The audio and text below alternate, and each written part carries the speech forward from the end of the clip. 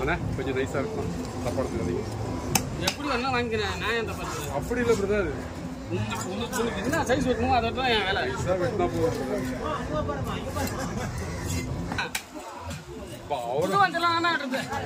அவருக்கு குடும்பம் இல்லையாப்பா எல்லாமே நீ வெட்டு அவர் ஏற்றி வெட்டி தட்டு வந்துடலாம் ஏன்னா என்ன வீடியோ ரைட் ரைட் அதை பக்காவாக சொல்கிறாங்க